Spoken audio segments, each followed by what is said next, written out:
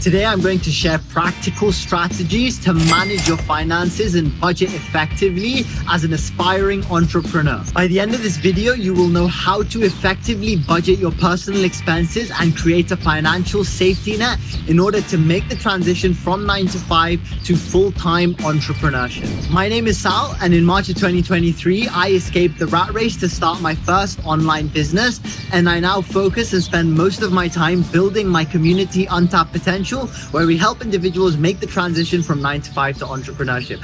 I've created this budgeting video based on the mistakes that I have made on my own journey when I was going through the transition. And basically, if I were to start all over again, this is exactly how I would budget and manage my finances so that when I would make that leap of faith from my 9 to 5 to pursuing entrepreneurship, I would make sure that I wouldn't have to go back. And so without further ado, let's get into the first part of this video. So the first question that we must consider is, why is budgeting actually important? Why is managing our finances important in the large scheme of things when it comes to running a business? And fundamentally, in the first thing, budgeting is really important because we need to focus on managing our cash flow. Managing cash flow is really important because if we're not focusing on what's coming in and what's going out, we don't know what our month-to-month profit is, right? If we just focus on revenue and we're not actually focusing on the incomings and outgoings of our expenses, we're not able to efficiently manage our finances to ensure that we are making profit and putting ourselves in a position where our business is growing month on month. The second reason why budgeting is really important is because we want to avoid debt. It's really important to understand that if we don't manage our budgeting efficiently, if we're not managing our finances, how are we meant to know whether we're getting to a position where we're making loss and we're going into debt? We want to make sure we're not maxing out our business expense cards. We want to make sure we're not maxing out our credit cards and putting ourselves in a position where starting a business is actually detrimental to our health. One of the biggest mistakes that I made at the start of my journey was I didn't account for creating a financial safety net. And so when I quit my job and then I had a couple of months of not making money, one of the biggest issues that I faced was that I had to go back and find part-time jobs to work to cover the shortfall that I would not make in that month to month. And so if I had just accounted for that and budgeted accordingly, I would never have had to actually go back in time and work these part-time jobs. Third reason why we want to manage our finances and why budgeting is important, we want to save for our business. This one is really simple, right? If we're not budgeting, if we're not managing our finances, how do we know how much money is left over on a monthly basis to actually invest into our business? The more you're able to save, the more you're able to invest into your business, the faster you can scale, the faster you can grow. At the start of your journey, you have to understand, it's not like you have an infinite amount of money to play with, right? So the more we're actually budgeting and the more we're planning, the more we're able to actually put aside to save and invest into our business, which will allow us to grow at a faster pace. And the fourth and final reason why budgeting is so important, and arguably the most important one of all at the start of your journey, is to allow you to know when you can transition. So when to go all in. If we're not actually managing our finances, we don't know how much money is coming in, we don't know how much money the business is generating, we don't know how we're actually managing our expenses to make sure that we're in a positive, in a surplus in our month-to-month cash flow, we're not going to be able to set a financial safety net, which is one of the biggest mistakes that I made in my journey, not doing step number 4, because then I struggled when I actually went all into business and I had to go back for a little while, right?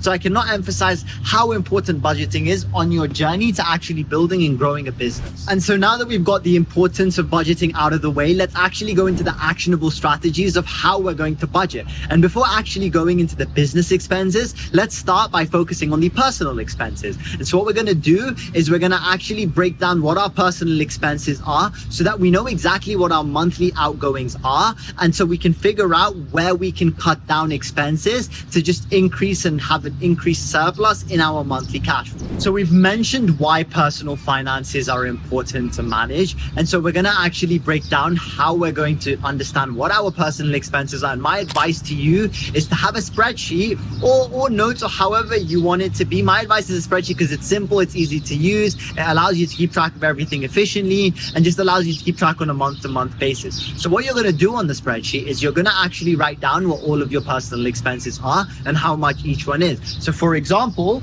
maybe you have rent, which is like $1,500. Then you have bills like electricity, water, these types of things, and you know that costs about $500. You have bills which are $500, and then you have other expenses. You know, maybe you have going out, luxuries, which is $300. Food, which is $600. And so then we look at our total monthly expenses for that month, and we see that we have, okay, $2,000, $2,300, $2,900 are the costs that we have that month, right? And so now we understand that every month we have outgoings of $2,900 just in our monthly personal expenses. So what we need to do first is we need to identify where can we actually cut down these costs. So right now, maybe I'm paying a ton of money for electricity and water. So maybe I can cut down my electricity by maybe not watching TV as much, or, turning off the lights every night, or not using the heating so much when things get cold, So maybe we can turn that and break that down into $300. Hey, now I'm building a business. Maybe I don't need to spend so much on luxury. So maybe we can actually cut that, and we can now put ourselves in a position where we're actually only spending $100, And so if we can then cut out $400 instead of our monthly expenses being $2,900, we can cut it down to $2,500. And it may not seem like such a big deal, but when you write it out, you can actually see on paper exactly where your expenses are going. So you understand exactly how to break it down and make it much easier for you. And at the end of the day, the less you spend on yourself, the more you can spend on your business, and the faster you're going to be able to make that leap of faith from your 9-to-5 to your entrepreneurship. And so once we've identified where exactly we can cut back on our expenses to actually save money and focus on cutting the expenses from there to there, then we can actually focus on building the financial safety net. So we know exactly when you need to make that transition, when you're prepared to make that transition based on your monthly expenses and current income coming in, right? So why do we need to actually build a financial safety net in order to make the transition and go full-time into entrepreneurship? So the reason is quite simple, right? We want to build this net to ensure that we are quitting our job at the right time when we are financially prepared, both personally and from a business perspective, right? You need to understand, and from my own mistake, like I mentioned earlier, I made the mistake of not doing this. And so when I went full-time into my business and I had a shortfall in monthly income, when my business stopped making money, I hadn't accounted. I didn't have the savings that I needed to keep me afloat. And so what I had to do was I had to go back and get a side job, right? I had to get a side hustle. I had to get part-time work to account for the shortfalls of income where I didn't make money. And so I had to work other jobs, which took time away from my business and slowed me down in the long run, right? So the reason that we're doing this is to ensure that we can go all in into our business while still being able to pay our bills, account for shortfalls in income. When we have difficult months or business slows down or we have expenses that come out of nowhere, we are prepared. And so how are we going to create our financial safety net? It's very simple. This is what we're going to do to create it. First thing that we need to do is understand, and this will come down to personal preference, right? The general advice that most entrepreneurs will give is you want to have between 6 to 12 months of savings in the bank for when you quit your job to go all in into your business, right? You want to have 6 months worth of personal expenses saved at least.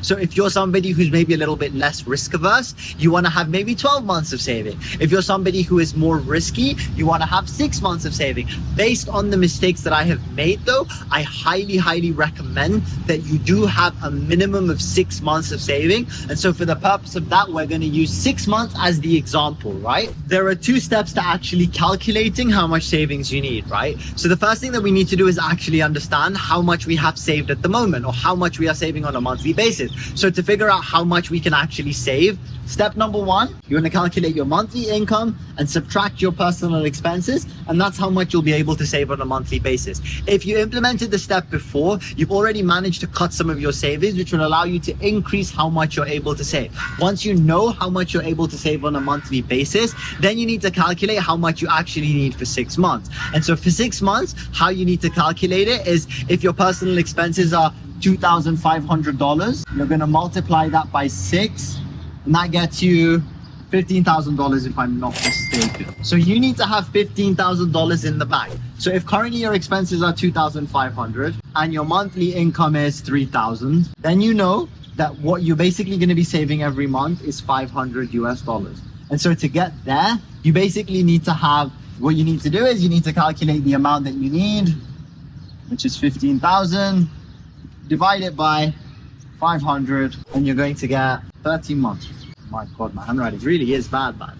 But yeah, So you're going to want to basically know that it's going to take you 30 months to save the normal way. However, if you can figure out ways to cut your expenses even further, if you can figure out ways to maybe make other means of income, if you have investments, if you're currently working in a 9-to-5, or you have savings already tapped in, then it's just a case of this is what you need in total to make the leap of faith. So maybe you already have $9,000 in savings, so you only need to make another $6,000. And so then if it's $6,000, then you know you actually only need to spend 12 months as opposed to the full 30 months, right? But this is the general thing that we're going to calculate it if we had zero savings in the bank and we want to start saving from today from making the leap of faith. But at least now you know you have 30 months to actually work on your business, and by that time you have enough savings where you can go all in and you have a safety net to keep you protected if things go wrong. And that is how you calculate your financial safety.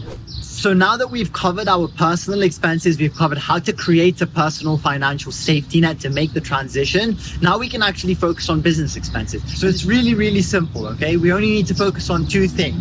Well, number one, separate business and personal. Do not mix the two up. If you're making $3,000 in your 9-to-5 and you're making $1,000 in your business, you are not making $4,000 a month in revenue for your business. You're making $1,000 a month in revenue for your business. If you are currently spending $1,500 on rent, that is not a business expense, okay? And that is really important because that leads to number two, which is you basically want to do a monthly profit and loss. Why do you want to do a monthly profit and loss? So you want to actually see whether your business is growing on a monthly basis, right? So to calculate your monthly P&L, it's really, really important. Business income subtracted by business expenses. That's it. We don't want to overcomplicate it. That's all we need to do when it comes to business expenses. The main reason that we want to do budgeting for our business is primarily we want to see growth. We want to measure the metrics and we want to actually see the growth that is occurring in our business on a monthly basis. It's as simple as that. As long as you keep your personal and business separate, as long as you do a monthly P&L, you will be able to stay organized, you will be able to see how your finances are, and you will ensure that you won't fall into debt. So now that we've covered the business and personal expenses and how to actually manage them efficiently, I want to share with you the top 3 tips that I recommend to all aspiring entrepreneurs when budgeting and managing your budgeting efficiently, okay? Number 1, start small and scale up, okay? Don't start by investing as much money as you can into your business straight away. Don't hire 50 employees and buy every CRM online possible to try and upscale your business. Start small, keep it simple. If you're not busy and you have time and you're also not making enough money, then it means that you're not doing enough, right? You can do all the work for yourself at the beginning. You don't need to outsource. And plus, how can you outsource a part of your business if you're not skilled in it yourself? The idea is to keep things simple. Do everything yourself. If you're running an e-commerce store, don't outsource ads. Learn how to do the ads yourself. Don't outsource the building of a website. Learn how to do it yourself. Each of these skills that you're building will help you with the growth of your business and managing employees in the long term. As you grow, as you start to get profitable, you then want to take the profits and reinvest them back into the business. Step number 2, monitor your budget. Monitor your monthly budgeting every single month. You want to review it. You want to make sure that if you need to make changes to your personal expenses, to your income has gone up, you want to account for these things. Make sure that you're monitoring and you're reviewing your budget, because just in case your financial safety net has now changed because of how much savings you have because of maybe of a rainy day, you want to be able to constantly adapt and tailor it depending on your current situation. And the final step, emergency business pot. There is no harm in having an emergency pot that you can tinker into for your business. What I would personally suggest is don't take any money out of the business to use in personal expenses. That is why we want to keep business and personal separate. But if you have that emergency pot, if you have a shortfall in income, if you are struggling with your business, you have that little bit of something just sitting in the back there to dip into if you need it. Now that we've covered the top tips for aspiring entrepreneurs, I also want to cover the 3 most common mistakes to avoid as an aspiring entrepreneur. Number 1, as I've mentioned it multiple times in this video, do not mix your personal and business. Keep them separate, okay? They are 2 separate entities of your life. The second you start mixing them, the second you start getting inconsistent and inaccurate depiction of what your day-to-day expenses look like, what your business growth actually looks like. Don't fool yourself just to make yourself feel better. And that actually leads me to number 2.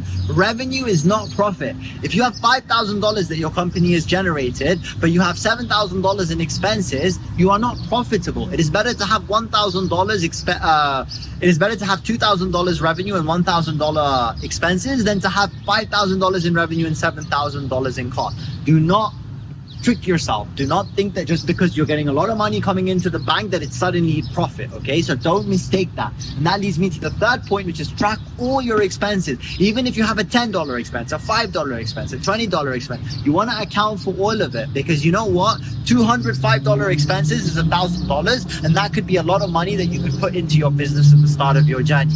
So just to summarize the 3 mistakes: don't mix personal and business, revenue is not profit, and track all your expenses. And so if we were to take everything that we have discussed today and put it into 5 actionable steps to succeed, this is how we would do it. But before we get into it, I just want to share something exciting with you.